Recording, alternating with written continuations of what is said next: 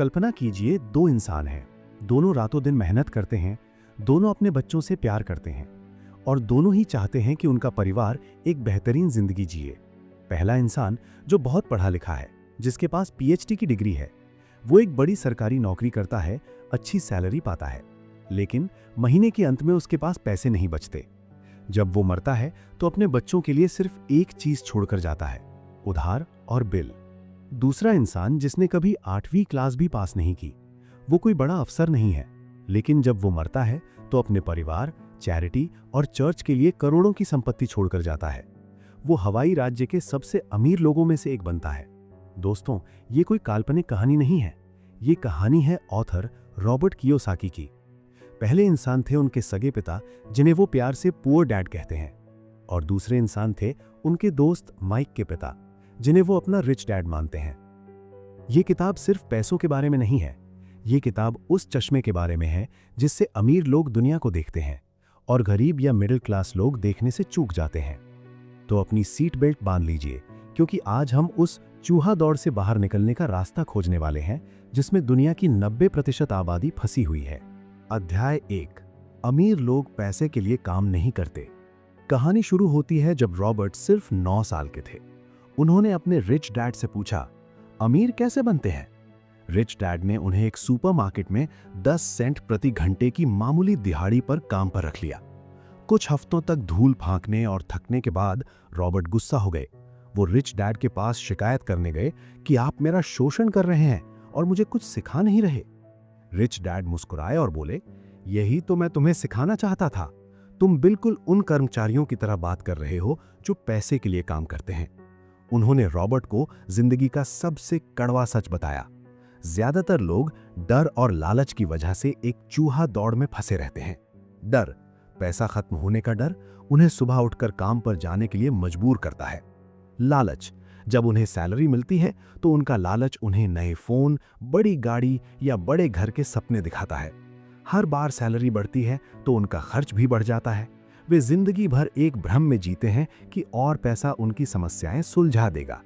लेकिन rich dad ने कहा, गरीब और मिडिल क्लास लोग पैसे के लिए काम करते हैं, अमीर लोग पैसे से अपने लिए काम करवाते हैं। आपको अपने दिमाग का इस्तेमाल करना होगा, उन मौकों को देखना होगा जिन्हें आम लोग मिस कर देते हैं क्योंकि वे सिर्फ अपनी पे स्लिप घूर रहे होते हैं। अध्याय 2, पैसे की समझ क्यों जरूरी है। अगर आप एक बड़ी इमारत बनाना चाहते हैं तो आपको एक गहरी और मजबूत नींव खोदनी होगी। अगर आप सिर्फ एक छोटी सी झोपड़ी बना रहे हैं तो 6 इंच की नींव भी काफी है। मिडिल क्लास लोग बिना नींव के अमीरी की इमारत खड़ी करना चाहते हैं। ये नींव है फाइनेंशियल लिटरेसी, वित्तीय साक्षरता। रिच डैड का सबसे बड़ा नियम बहुत सीधा और सिंपल था। आपको एसेट और लायबिलिटी के बीच का फर्क पता होना चाहिए और आपको हमेशा एसेट ही खरीदने चाहिए। ये सुनने में बच्चों का खेल लगता है, लेकिन 80% से ज्यादा लोग इसी में उलझे हैं। एसेट, वो चीज जो आपकी जेब में पैसा डालती है, जैसे किराए पर दिया गया घर, स्टॉक्स, बॉन्ड्स, रॉयल्टी या आपका अपना बिजनेस। लायबिलिटी, वो चीज जो आपकी जेब से पैसा निकालती है, जैसे आपकी ईएमआई पर ली गई कार, क्रेडिट कार्ड का कर्ज या आपका अपना घर जिसमें आप रहते हैं। सबसे बड़ा भ्रम, पुअर डैड मानते थे कि उनका घर उनका सबसे बड़ा एसेट है, लेकिन रिच डैड ने साबित किया कि घर एक लायबिलिटी है। वो आपकी जेब से प्रॉपर्टी टैक्स, मेंटेनेंस और लोन के रूप में हर महीने पैसा निकालता है। अमीर लोग अपना सारा फोकस एसेट कॉलम को बड़ा करने में लगाते हैं, जबकि गरीब लोग सिर्फ इनकम कॉलम पर ध्यान देते हैं और मिडिल क्लास लोग लायबिलिटी खरीदते हैं और उसे एसेट समझने की गलती करते हैं। अध्याय 3, अपने काम से काम रखो। एक बार मैकडॉनल्ड्स के फाउंडर रे क्रॉक ने कुछ छात्रों से पूछा, मैं किस बिजनेस में हूं? छात्रों ने हंसते हुए कहा, बर्गर के बिजनेस में। रे क्रॉक ने जवाब दिया, नहीं, मेरा बिजनेस बर्गर बेचना नहीं है, मेरा बिजनेस है रियल एस्टेट। मैकडॉनल्ड्स दुनिया में सबसे ज्यादा रियल एस्टेट का मालिक है। जो फ्रेंचाइजी बर्गर बेचती है वो उसी जमीन का किराया रे क्रॉक की कंपनी को देती है। इस कहानी से रॉबर्ट ने सीखा कि आपकी प्रोफेशन और आपका बिजनेस अलग अलग चीजें हैं।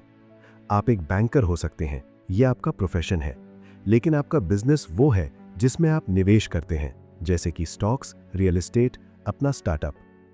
गरीब और मिडिल क्लास लोग अपनी सारी जिंदगी किसी और के बिजनेस को बड़ा करने यानी कि नौकरी करने में बिता देते हैं।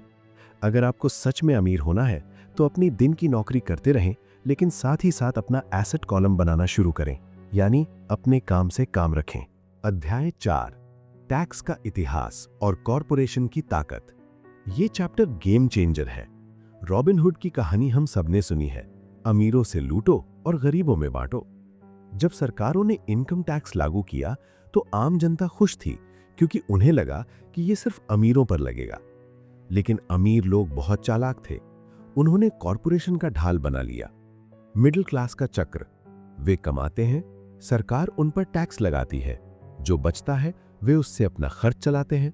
यही है मिडिल क्लास का चक्कर। और अमीरों का चक्र, वे कमाते हैं, वे पहले अपने सारे खर्चे करते हैं, जैसे कि गाड़ी, यात्रा, लीगल खर्चे, सब कंपनी के नाम पर। जो पैसा आखिर में बचता है, सरकार सिर्फ उस पर टैक्स लगाती है। अमीर लोगों के पास 4 चीजों की गहरी समझ होती है। नंबर 1, अकाउंटिंग, नंबरों को पढ़ना और समझना। नंबर 2, इन्वेस्टिंग, पैसा बनाने की रणनीतियां। नंबर 3, मार्केट की समझ, सप्लाई और डिमांड का खेल। नंबर 4, कानून, टैक्स बेनिफिट्स और कॉर्पोरेट नियमों का फायदा उठाना। अध्याय 4, टैक्स का इतिहास और कॉरपोरेशन की ताकत। ये चैप्टर गेम चेंजर है। रॉबिनहुड की कहानी हम सबने सुनी है, अमीरों से लूटो और गरीबों में बांटो।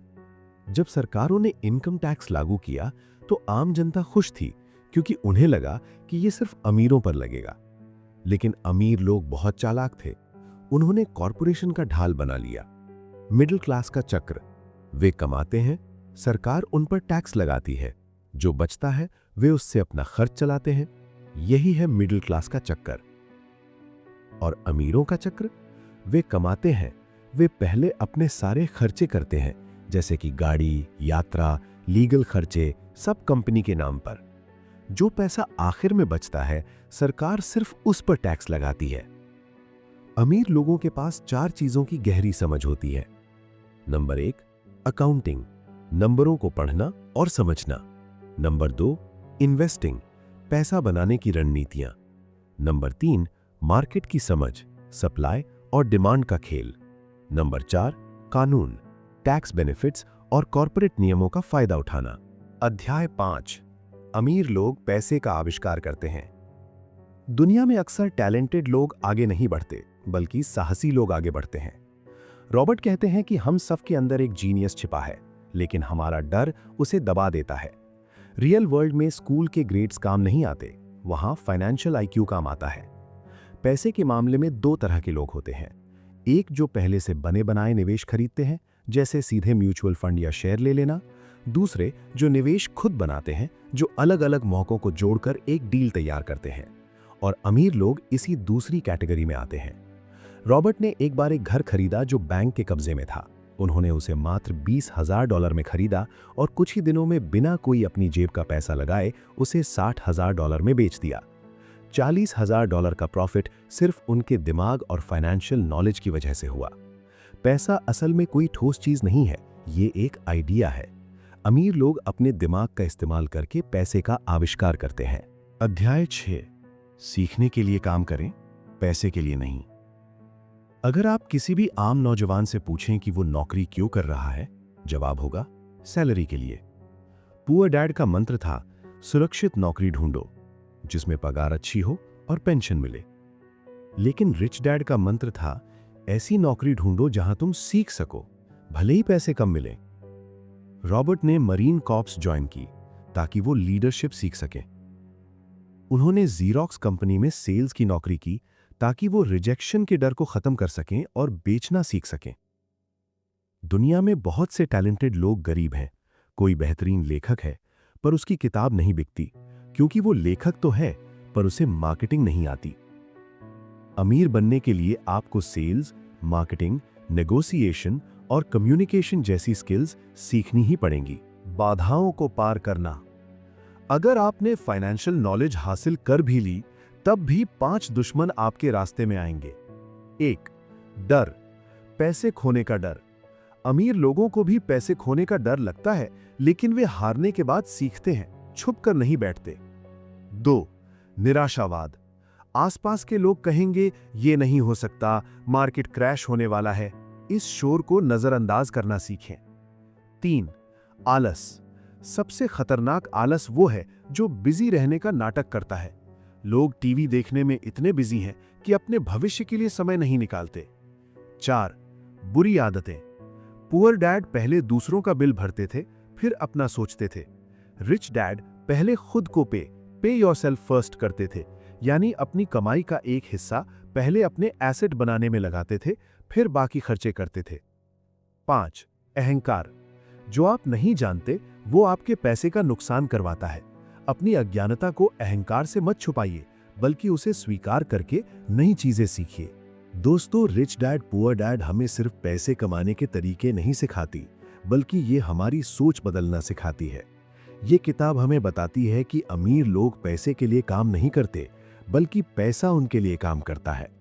अगर आप भी अपनी जिंदगी में आर्थिक आजादी पाना चाहते हैं, तो आपको भी वही करना होगा जो अमीर लोग करते हैं: सीखना, निवेश करना और अपने पैसों को सही जगह पर काम पर लगाना।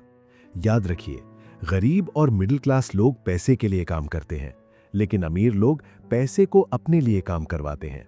तो आज की इस वीडियो से अगर आपको कुछ नया सीखने को मिला हो, तो इस वीडियो को लाइक जरूर करें और ऐसे ही ज्ञानवर्धक बुक समरी वीडियो के लिए चैनल को सब्सक्राइब करना बिल्कुल न भूलें।